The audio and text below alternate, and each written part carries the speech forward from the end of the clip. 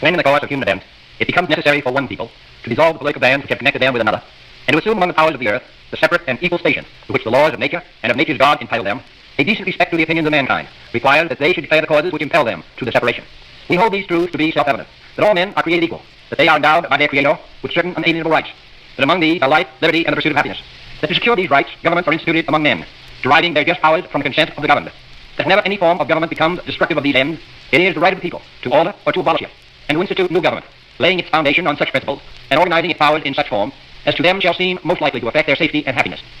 Prudence indeed will dictate that government long established should not be changed for light and transient causes, and accordingly all experience hath shown that mankind are more disposed to suffer, while evils are sufferable, than to right themselves by abolishing the forms to which they are accustomed. But when a long train of abuses and usurpations, pursuing invariably the same object, evinces a design to reduce them under absolute despotism, it is their right, it is their duty, to throw off such government, and to provide new gods for their future security. Such has been the patient sufferance of these colonies, and such is now the necessity which constrains them to alter their former systems of government. The history of the present King of Great Britain is a history of repeated injuries and usurpations, all having indirect object the establishment of absolute tyranny over these states. To prove this, let facts be submitted to a candid world. He has refused his assent to laws, the most wholesome and necessary for the public good. He has forbidden his governors to pass laws of immediate and pressing importance, unless suspended in their operation, till his assent should be obtained. And when so suspended, he has utterly neglected to attend to them.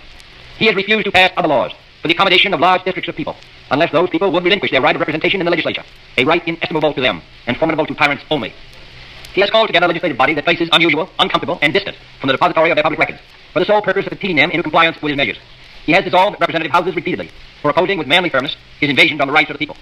He has refused for a long time, after such dissolutions, to cause others to be elected, whereby the legislative power, incapable of annihilation, have returned to the people at large for their exercise, the state remaining in the meantime exposed to all the dangers of invasion from without and convulsions within. He has endeavored to prevent the population of these states, for that purpose obstructing the laws for naturalization of foreigners, refusing to pass others to encourage their migrations hither, and raising the conditions of new appropriations of land. He has obstructed the administration of justice by refusing his assent to laws for establishing judiciary powers. He has made judges dependent on his will alone for the tenure of their offices and the amounts and payment of their salaries. He has erected a multitude of new offices and sent hither swarms of officers to harass our people and eat out their substance. He has kept among us, in times of peace, standing armies without the consent of our legislatures. He has affected to render the military independent of and superior to the civil power. He has combined with others to subject us to a jurisdiction foreign to our Constitution and unacknowledged by our laws, giving his assent to their acts of pretended legislation, for quartering large bodies of armed troops among us, for protecting them, by a mock trial, from punishment for any murders which they should commit on the inhabitants of these states,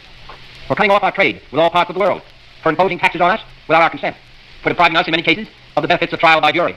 for transporting us beyond seas to be tried for pretended offences, for abolishing the free system of English laws in a neighboring province, establishing therein an arbitrary government, and enlarging its boundaries so as to render it at once an example and fit instrument for introducing the same absolute rule into these colonies, for taking away our charters, abolishing our most valuable laws, and altering fundamentally the forms of our government, for suspending our own legislatures and declaring themselves invested with power to legislate for us in all cases whatsoever. He has abdicated government here by declaring us out of his protection and waging war against us. He has plundered our seas, ravaged our coasts, burned our towns, and destroyed the lives of our people. He is at this time transporting large armies of foreign mercenaries to complete the work of death, desolation, and tyranny already begun with circumstances of cruelty and perfidy, scarcely paralleled in the most barbarous ages, and totally unworthy the head of a civilized nation. He has constrained our fellow citizens, taking captive on the high seas, to bear arms against their country, to become the executioners of their friends and brethren, or to fall themselves by their hands. He has excited domestic insurrections among us, and has endeavored to bring on the inhabitants of our frontiers the merciless Indian savages, whose known rule of warfare is an indistinguished destruction of all ages, sexes, and conditions. In every stage of these oppressions, we have petitioned for redress in the most humble terms. Our repeated petitions have been answered only by repeated injury. A prince whose character is thus marked by every act which may define a tyrant is unfit to be the ruler of a free people.